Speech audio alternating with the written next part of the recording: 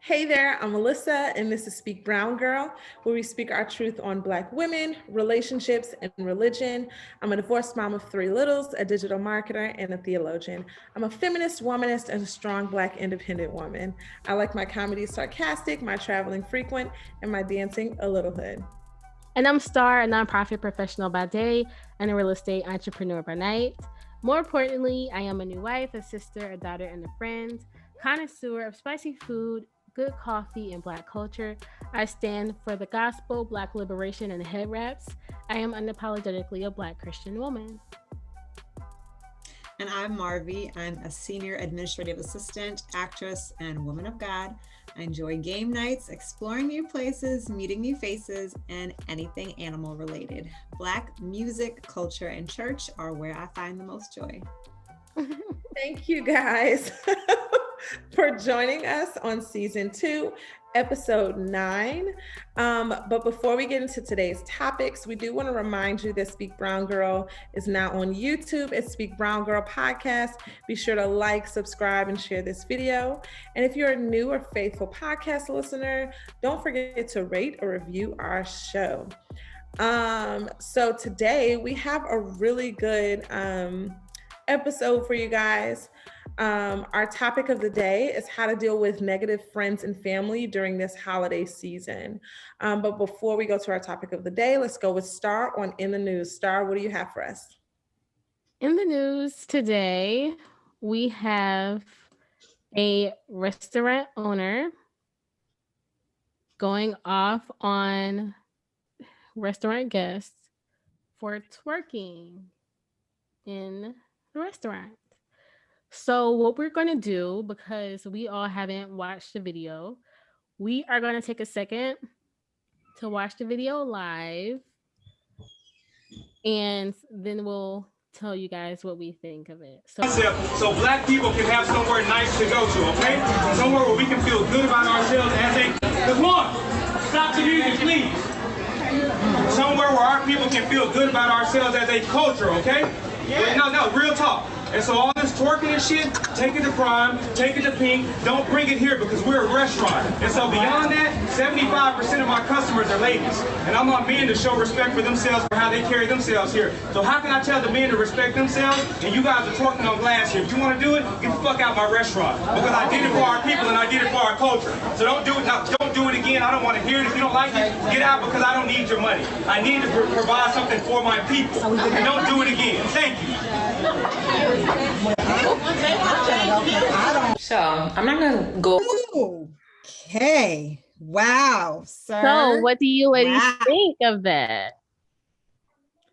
I have a question though. Was she twerking to no music? It sounds like there was music for sure because he told the person to turn off the music while he was giving his speech.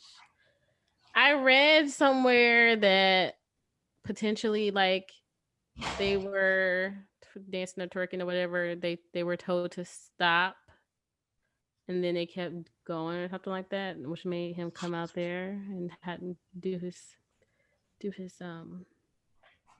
I have a dream speech. So I want to know y'all's thoughts. So what's your reaction? Somebody was twerking on the glass. Huh?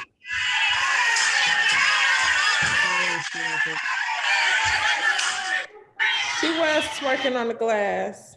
What do you mean on the glass? I can't Like see. she had her hands on the glass. Can you see? There's a glare, but Yeah. I get I can see myself through your screen, but I can kind of see. Yeah. So she had her hands up on like the glass and was like standing on the couches twerking. And I don't know, no matter how classy the restaurant is. Oh, and he did ask nicely the first time. Here go a video. You can't see this either, but it's a video of him. I wish I didn't have a glare. Maybe, I don't know. It's a video of him going to her and asking quietly. And so, I mean, I don't know how it escalated from there, but it said there were 3 tables that had been spoken to about twerking. Um, I think that I've been to enough, like, first off, people do spend a lot of time, money, energy, effort into building these restaurants, right? And everybody knows that most restaurants are not like viable within the first 5 years due to, you know, um, due to like, you know, whether it's seasonality, the food, like whatever, all these other things. If I spend some bread on some booths and you standing in it, shaking your tail, and I've literally, spent my blood, sweat, and tears trying to make this happen, I might go off on you too. I might go off on you too.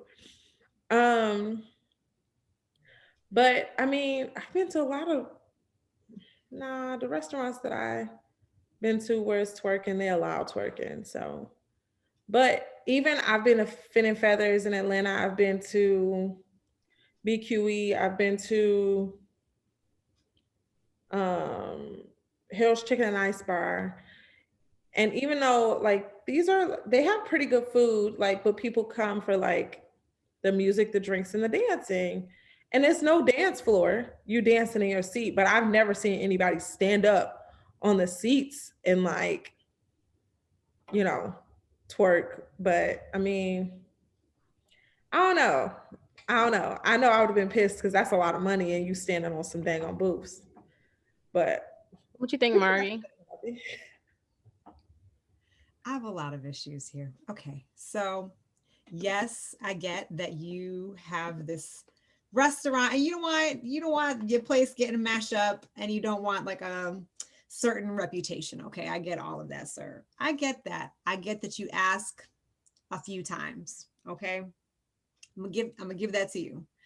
But my issue is when you stand there and you're like, oh, I'm doing this for my people, my people. So like, you're like, okay, so what does that mean exactly, sir? Your people are who?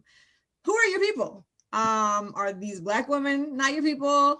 Who are you doing this for? I just would like to know. So I get certain parts of your diatribe, your discussion argument, soapbox spiel, but I just don't stand here and disrespect your own people. Don't disrespect Black women. Like, I get that you felt disrespected, but don't stand up here because we live in this viral nation. Don't stand here and disrespect these Black women and be like, oh, I'm doing this for my people. Y'all aren't my people. I'm not dealing with y'all. Y'all can take that somewhere else. I get, yes, take that type of behavior somewhere else, but don't stand here and disrespect Black women like that. That is rude. Like, that is not okay. It's not okay. And we talk about protecting Black women so much. And like, this kind of like plays into respectability politics and what have you, like all of that for me. And I just wasn't really feeling it. I don't like that type of mindset of us and them. Like, we as Black people should be together. I get that there are things that you might not vibe with or want in your restaurant, but don't stand here and talk about your own people and then say y'all aren't my people because y'all are acting this way. No, it's not a good look. It doesn't look good on you. It's not good for the culture. I don't think it was not said in the best way that it could have been said. I think that he was upset. I think that, yes, it wasn't appropriate for a restaurant setting, but the way it was said rubbed me the wrong way. And that's I agree with what you said. Now, from both perspectives, like, I understand him wanting his establishment to be respected. It's private property. So he could say within legal bounds, unless he does something like crazy, puts hands on someone or whatever, unless he like discriminates, whatever, which he could also be accused of that too, based on like his like, I have a dream speech. But he can say he doesn't want you in his restaurant. He can kick you out.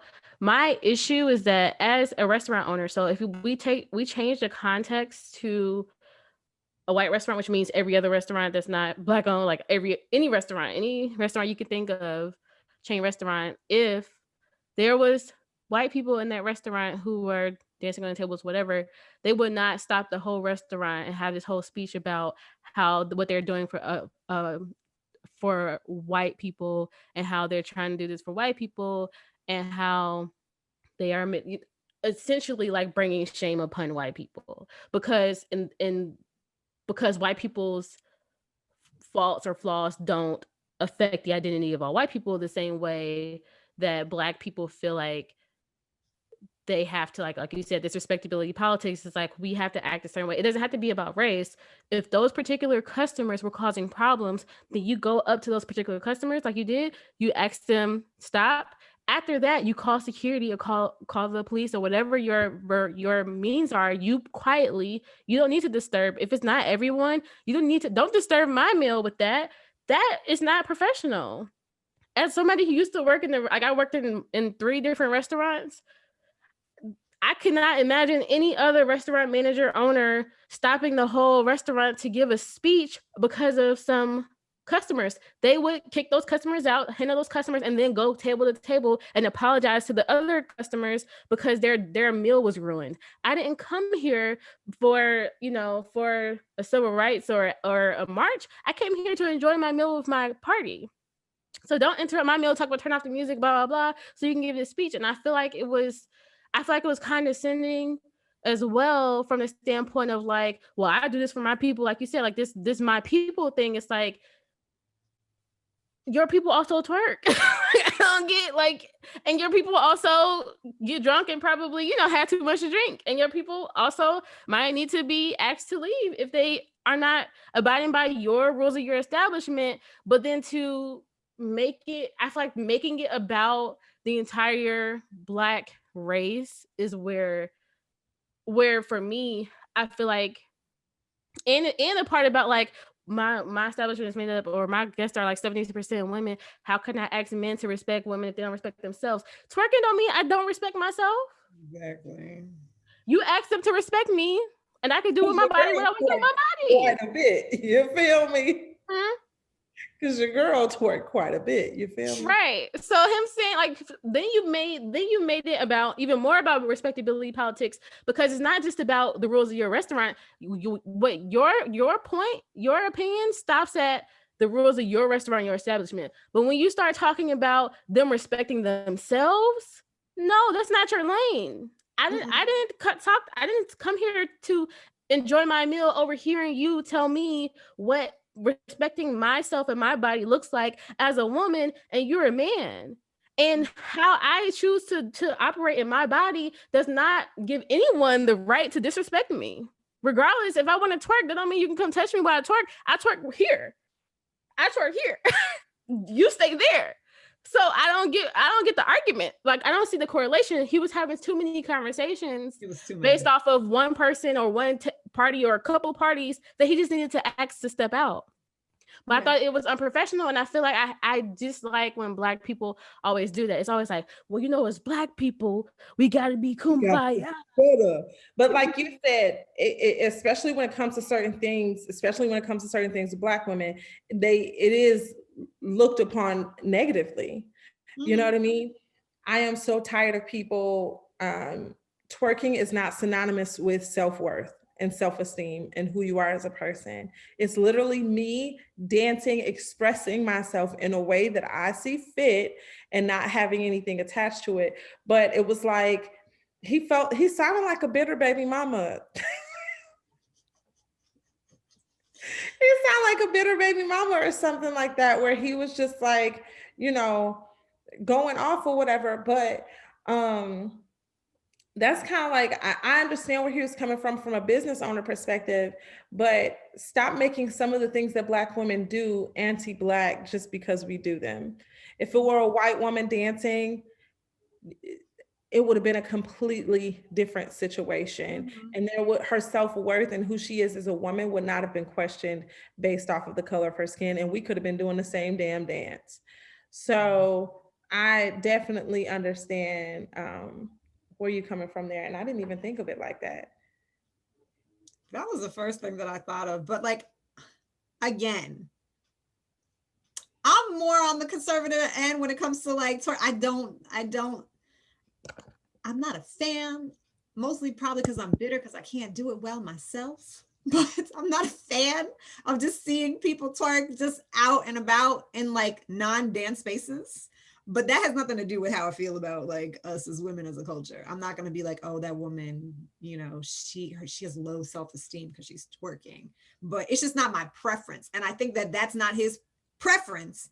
But the way it was worded made it sound like he was anti-women, anti-black. It was mad anti-black because twerking and like twerking has become infiltrated pop culture as a whole, but it came from Black people as a lot of other things in pop culture. Almost everything in pop culture comes from Black people. But when Black people do the things they created, then it becomes a problem, and that's when you are anti-Black. But then if it was, like you said, if it was a white woman who was standing at the table dancing, she would just be a drunk white woman. It wouldn't be a issue. Like it would still be an issue, but it wouldn't be this like viral moment issue where you feel like you don't even respect me enough to respect my meal. That's like, it's like, that's how you feel about Black people. If it was a restaurant full of white people, you would not interrupt their meal to give a speech about, like, you wouldn't do that. You would respect them more than that. But you talk about your people, but you feel like because you have this business in this restaurant that you're above your people, that you're above these people because they twerk it. Like, nah, you can't do that in here. All right, bye. And why would you do ask me to leave? I'm good. Like, so what y'all in a high school? You said what? Why would you give us a damn speech like we're in a high school? So what y'all think? Would y'all go to this restaurant now? I would not patronize that restaurant personally. I don't even know what restaurant it is. I don't know it either. I was trying to figure out, I was like, where is this? It feels like it would be in Atlanta because it's a very Atlanta type. No, because in Atlanta, he know. If you serve good drinks and you got the music popping, we popping. Period. Like, I haven't been, and y'all know I go to like brunch and all that stuff at all these different places. I haven't been the one that plays a certain type of music and then wants you to behave a certain type of way. Yeah, because your DJ was playing. It's like when we went out for our birthdays and the DJ came, he wanted us, like, he wanted us to bop to the music. Yeah. Like, it's weird. You had to stop your own DJ from playing the music when you was talking. But also, I saw a funny it's kind of funny. A funny comment. Someone said, you worry about your people, but ain't nobody, you got all them Black people packed up in there during a pandemic. Like, you ain't worried about your people's health. Y'all ain't 6 feet apart. I didn't even think about that. Oh. And you going off with no mask on. Wait, do you have? And no. He ain't had no mask on? Nope. He ain't had no mask on. Well, yep. Sorry, sir. You just lost a ton of people. Oh, that's another thing. Nah, I just confirmed he did not have a mask on. If he was sitting there yelling all over my food while I'm eating with no mask on, and you interrupted my meal, boy, you turn off the music and everything. How many L's you gonna take? You gonna at least put on a mask? You all extra loud, spitting everywhere? No, absolutely not. Yeah, I'm sick about it. Okay, but that place was too close anyway. I've been going out in COVID, but I'm like, we need to be at least 6 feet from the other table. You know what I mean? Like, I think that I've been pretty good at it, but absolutely not. Okay. Any last comments on twerking at dinner? Well, if I learned to twerk, I might twerk at dinner. So I will teach y'all. Well, now do you have to have a booty in order to twerk, or can the tailbone just do its thing? Now this twerk class that Alyssa and I went to, the twerk instructor was so thin. Like, just, objectively, she doesn't have a big booty. She's very thin. Very like athletic, obviously she's a dancer, you can tell she's fit. And I don't know, I was talking to my sister about it. I'm like, I don't know how she makes what she has do the things that she makes it do, but she makes it do what it do. You make hear it do what me? it do. Okay. She makes it do it, and she does it excellently. She's one of the best twerkers, that I've She's seen. And now, I haven't been seeing strip clubs or whatever, but without a big butt. without a big butt, yeah, because Without- butt is gonna make it look, because Yeah, it's going everywhere. But without a big butt, she has skills. she does indeed. And she like isolated her cheeks, and I was like, first off, I can't isolate. That's a lot. That's While asking. bending over, I don't know.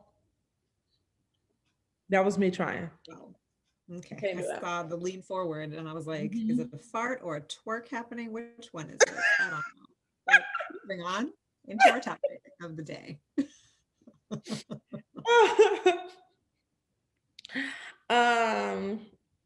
Yeah, so if you want to know how, we can bring you to that twerk class. We got a good workout too, didn't we, Starr? I had a fro after. Oh yeah, it was a workout. Fro. We was like, like That was one of the worst cardio workouts that I've had. Cause you gotta keep going. Drill team, Meg Stallion. Oh, it was a lot. and you don't want to sit up here and act like you out of shape or you can't do it, and you see everybody else, and you like, I'm tired. I'm so tired. You gotta get in your hands and you gotta Man, moving. that was a good stretch. When she did the warm up, I was like, "This the warm up? You gonna make it past You just gotta jump in and do it, cause just just gotta do it. But it's at least like a workout, no matter what. It was fun though. It was definitely fun. So let's weigh in, ladies. What are you thankful for?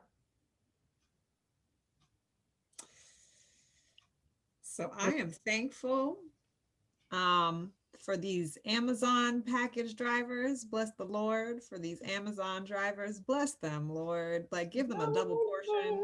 Give them an extra star in their crown, because the way I've been ordering stuff, and please, Porch Pirates, stay far from me because I will fight you.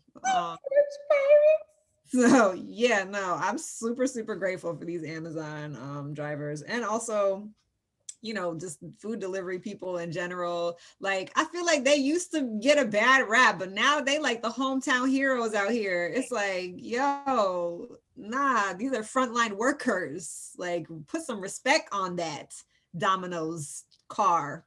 What you mean? Like, yeah.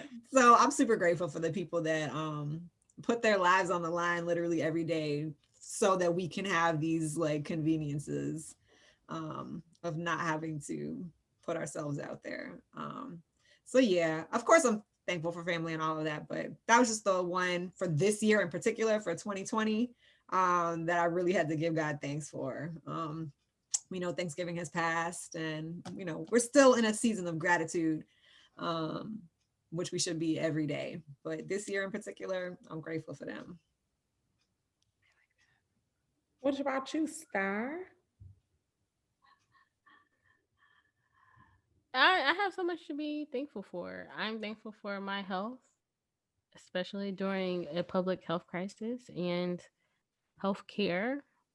I'm thankful for my friends like you guys. I love you so much. Oh, we love you too. Yeah, I appreciate it. I have great friends and family. And I think the people in your life they make a difference, you know. So I'm appreciative of that, and obviously my husband is included in that. Obviously, his family.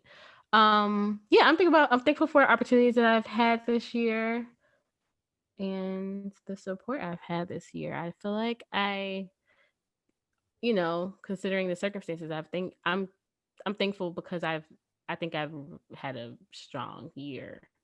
Although I didn't like do all the things I said I was gonna do, I feel like hey, you can't control everything, and it was still good even if it wasn't perfect. Yeah. Oh, that's good. What about you, Alyssa? What am I thankful for? I am thankful for family and friends. Um, One thing that I vowed this year is to just be very intentional about the people that I love, letting them know that I love them and being intentional about spending time with them, checking up on them, and building that relationship with them. Because at the end of the day, yeah, money is cool, but like nobody ever gets on their deathbed and was like, oh, I wish I had more money. I wish I had more success. I wish I had more, savings, or they get on their deathbed and like, I wish I had more time with family, more time with the people that I loved. I wish I gave them their flowers while they were here. Um, and with like COVID going crazy and, you know, everything else, social injustice, like you never know, you know, if your people return home to you. So I'm very thankful about being able to give my people their flowers while they're here. Amen. We love you. And we're also thankful for our listeners, you who We are thankful. check in weekly, bi-weekly sometimes. We appreciate you. Whenever we post. Thank you for your patience with us, because we just out here on the struggle bus of 2020 sometimes. And thank you for rocking with us. And yeah, we love you guys. And I think that makes it very real, like, very real for even us too, knowing that, yeah, life, not only like schedules or stuff, but like mental health too, like that stuff does, take an impact on us as well, as much as it does everybody else. And especially when you're a person that cares very deeply about other people and about social justice issues like we do, and about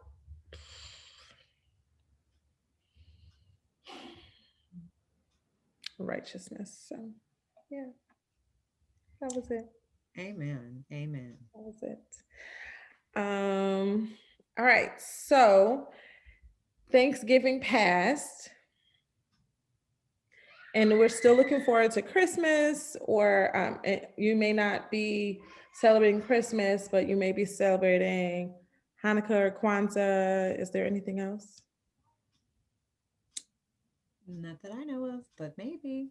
If there is something else, you should let us know. And so our topic of the day, Starr looks so uninterested. Like, let me fix my face. Razzle dazzle. I love how fixing the face was like, give him a shimmy. It's like, in order to fix my face, I gotta shimmy it out. I was about to say she ain't got her shoulder out, and that's why, but she do it. Yep, there they are. She giving us all the peekaboo and the shoulders. What? Get that. This is why y'all gotta watch this on YouTube, because you missing out on the peekaboo and the shoulders. I'm gonna tell David. Where's David at? Does he know? Does he know? Oh yeah, when he saw me leave this morning, he was like, "You going on a date?" And I was like, maybe. Be ready at 6. Okay. A date with the store. About to go spend money. I know you ain't have your shoulder out with this 30-degree weather we having. I had a cardigan on. Just a cardigan? Girl, you brave. It's out here flurrying. Yeah, it was cold. I have a long cardigan, like a long thick cardigan. My mom was like, I keep telling you to get a coat. And I keep saying, they're not fashionable. There are some fashionable coats. I need a coat, but those are not that much. So those are not the ones that are like very warm. You know what I mean? Like a pea coat is not that warm. But like she wants me to have like a feathered down, like zip up to here, thick. And I'm like, no. You get you a fur. See, now we just lost about 10 listeners. Anyway. Why? Because I think that's cute. I never had a faux fur, right? A faux fur. A faux fur, yeah. I can't girl, nobody talking about buying real fur. I just wanted to know, because you just said fur, and I was like, well, I'm talking about the look. She was talking about style, so I'm thinking about the look. I don't, Thank you for clarifying. Because I like to be fancy. So I guess people that aren't doing real leather anymore either. Yeah, because that's animals too. But anyways, continue. So with that being said, and holidays coming around the corner, whatever holiday you may celebrate, do you guys want to give some advice on how to deal with negative friends and family this holiday season?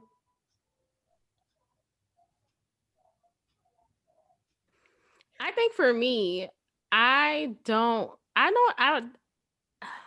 hear this conversation happen every holiday season, and I never really think about it. Like, I never really like it's something like, oh, I have to prepare to blah blah blah.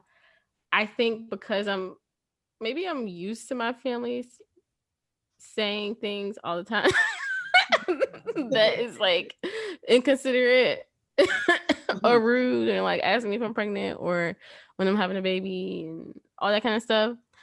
They like literally, I got a text while I was sitting here waiting for this podcast to start. So I think because I'm so used to that I don't really think about the fact that like it, might be a unique time for others. But what are some examples of like negativity that Anything.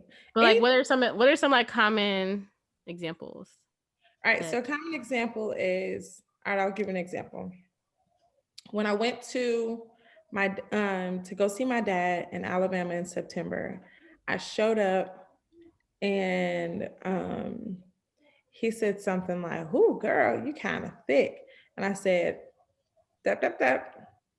In my house, we have a body positive house. We do not comment on each other's weight in a negative way. We, we don't need to acknowledge somebody else's weight. They know how much they weigh. They know when they've gained weight. You know when them pants can't zip.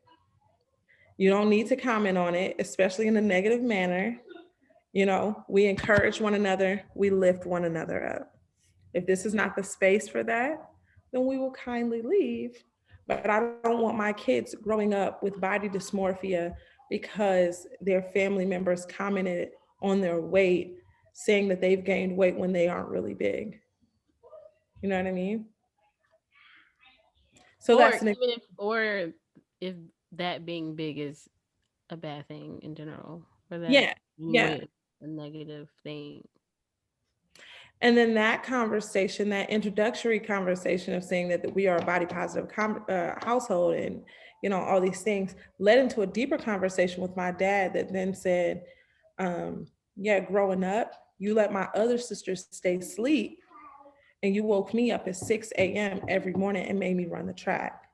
And you made me run the track. I thought you made me run the track because you thought I was fat, but I got boobs early and fast. I went from no boobs to a double D. So my dad thought in his mind, okay, she's gaining weight, but in her boobs, let's go try and run these off because I don't want men to look at her in a sexualized manner because she's in ninth grade with double D's. But instead, I took it as I'm overweight and carried that with me, still dealing with it to this day, that body dysmorphia. So, um, one way that I would say when dealing with negative family and friends in this holiday season is to be okay having difficult conversations. And don't feel like, oh, it's not the time or the place. But if you don't nip it in the bud, then those things are going to continue. You know what I mean? I really like your idea around having house rules, especially when like if you are the one hosting as well, like sharing out house rules before you come that are centered on respect and consideration and positivity. I think that's a really good tip that I'm going to take into the Christmas season. What about you, Marvy? Um, I would definitely recommend being prayed up. That's always my first line of defense is to be prayed up. I'm praying all now. Um, yep, just for peace on earth and goodwill toward men, men being me, and men being my parents.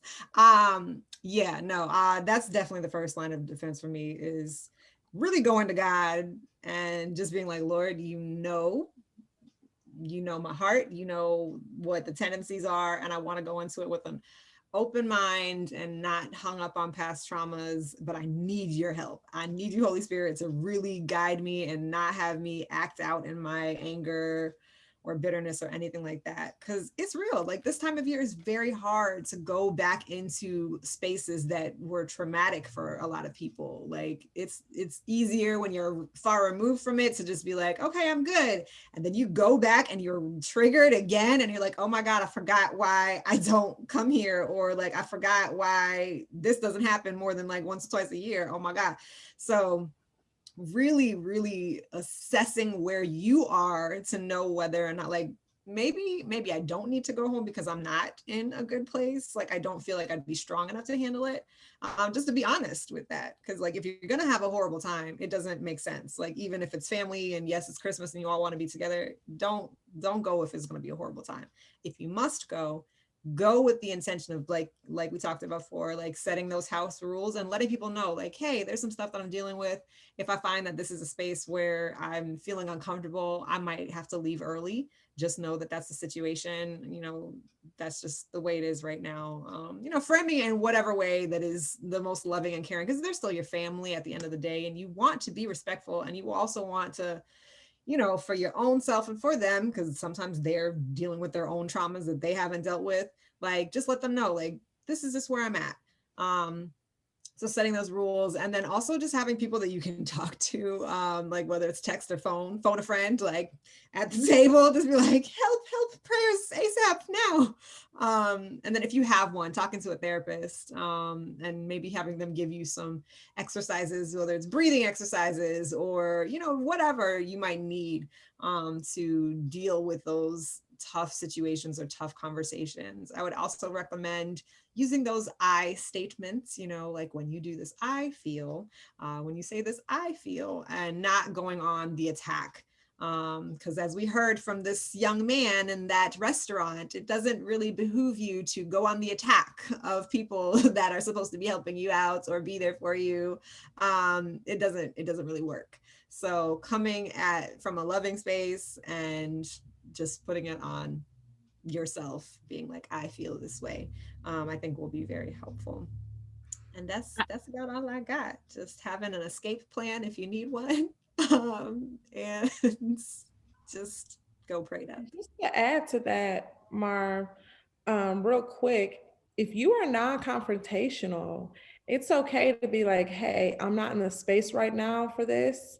So if you could either please refrain from saying that, please refrain from joking about this, and just try and like nip it in the bud until you're at a space where you can talk about it to see why. Um, then, you know, you can do that too. What were you going to say, Starr? I will also say, like, understanding what your triggers are or your insecurities are. I think that family has a way of poking at insecurities that exist already in a way that others can't, because your childhood, your upbringing is a lot of times where those insecurities were formed. So they are a lot of times family, and your the environment that you were raised in is like the area, the space that those things come up. I think that knowing those things ahead of time and coming to whatever conclusion you are at that moment for that trigger.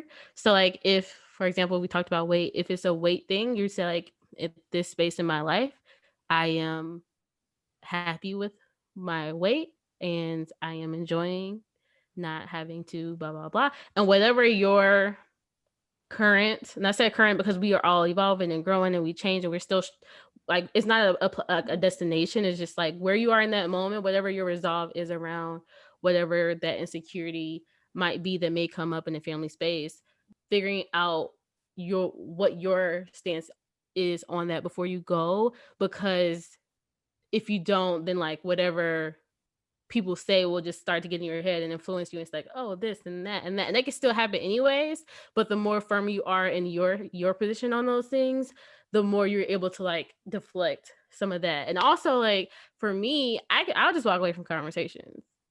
I'll just straight up walk away.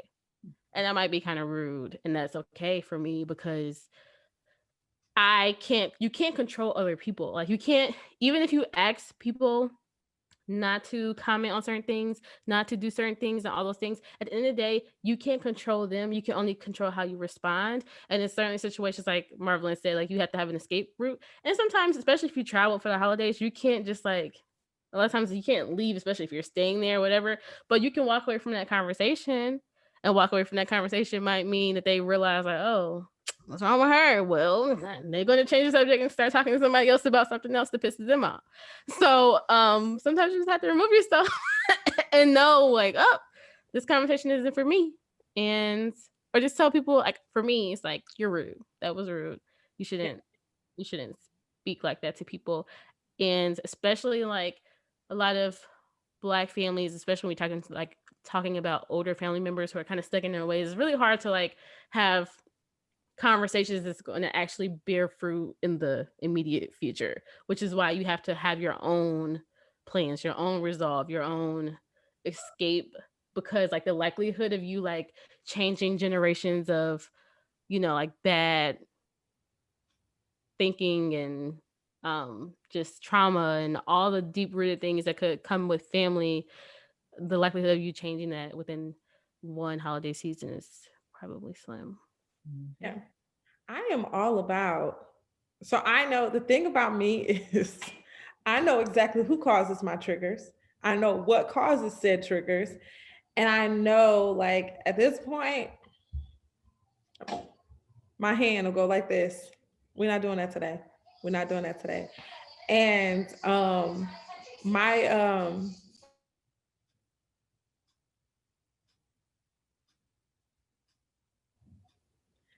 she walking everywhere with an iPad. And it's two people in my family. The other people will not try to trigger me, immediate family. The other people will not try to trigger me, but my sister and my dad will try to trigger me. And both of them most recently have gotten a hand. My younger sister on my birthday, she had said something. I said, we're not doing this today. We're not doing this today. This is my birthday. You're trying to start an argument on my birthday. We're not doing this. And she got the hand. And she just walked the other way. Mm-hmm. And my dad, when he was trying to give me the whole Jehovah's Witness spiel, I said, we're not doing this today. We're not doing this today. You know, if you want to build a genuine relationship with me, cool. But other than that, we're not doing this.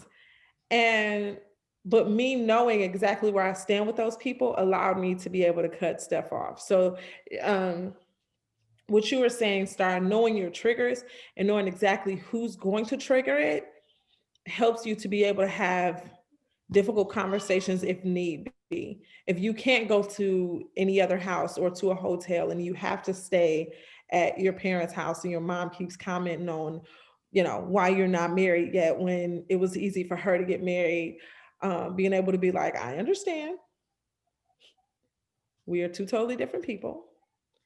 I would appreciate it if you kept your comments to yourself and let me live my life as I see fit.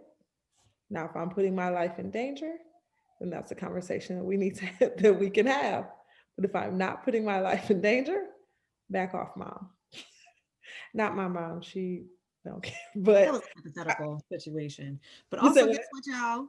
No, I said that was a hypothetical situation. Yeah. But guess what, y'all? A lot of y'all gonna be meeting over Zoom, and if you're the host, then you have that handy dandy mute button that you can just be like mutes, or like, what is it? Like kick them out the chat, or you know, you just be like, oh snap, I think I left something on the leave button, and then you just leave. Oh, and then you can write them later and just be like, my internet cut out. Sorry, y'all. Just, I mean, in the whole meeting, and you can assign somebody else the host, and they can go on and continue talking. Exactly. You go about your day. Handy dandy tools for you. Chill out. Starr, you got something, boo? I feel like I just talked a lot. You already talked.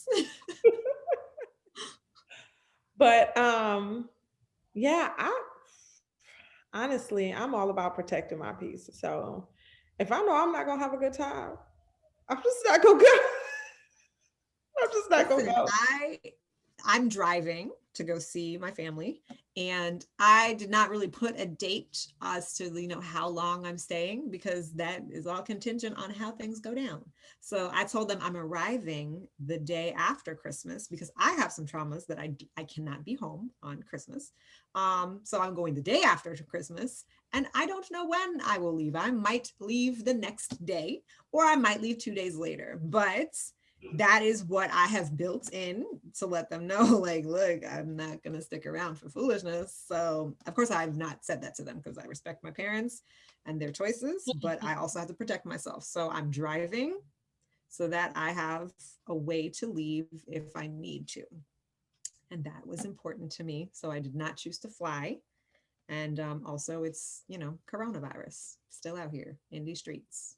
Protect And yourself. make sure you protect yourselves. But yeah, if you don't have to go, like, you don't have to go anywhere or do anything. You ain't got to go. Sure. What was I gonna say? Yes, please be aware of your triggers, because it's been so many mishaps in my family. So many mishaps that I've been like, look, family members haven't spoken for years because of these mishaps. And instead of just having difficult conversations, people just went off and then they left. So yeah, that's all I got. Anybody else? Y'all got something else? That's it. We thank you all. Protect your life, and please be safe in these COVID-19 streets. Please be safe. Wear your mask, hand sanitizer. Don't go if you don't have to, and please stay out these clubs. And yeah, Protect your peace. protect your peace. Don't allow anybody to make you feel like you are less than. Don't let anybody allow you to make you feel like you are unworthy, whether that is a mama, sister, brother, cousin, auntie, anybody. Don't allow anybody to make you feel as though your life is a mistake, or you're living it in a way that it shouldn't be lived, or it should be lived a different way. Like, don't allow family, friends, whoever, to mess up your mental space. Like, this has been a hard year. Christmas is prayerfully the piece de resistance. You know what I mean? It's prayerfully the last, hurrah, or the happy thing we have this year. And let's make the best of it, Indeed. And let us not forget the true meaning of Christmas as we go into this Advent season. I encourage you all to remember that Jesus is the reason for the season, y'all. Have a nice. I just feel like you just closed out a church, a Sunday service. Absolutely. Radio voice. You know that I am a church mother. So any chance I get to be a church mother, I always am going to be a church mother. All I'm missing is the daggone giant hats and the prayer shawl. So Jesus is the reason for the season. Get your life. Amen. Right here on, what's the name of the podcast? Lord, what's it called? Big Brown Girl. Big Brown Girl. What? Just kidding. Do the thing. Say the thing, Alyssa. Big Brown Girl. Out. Out.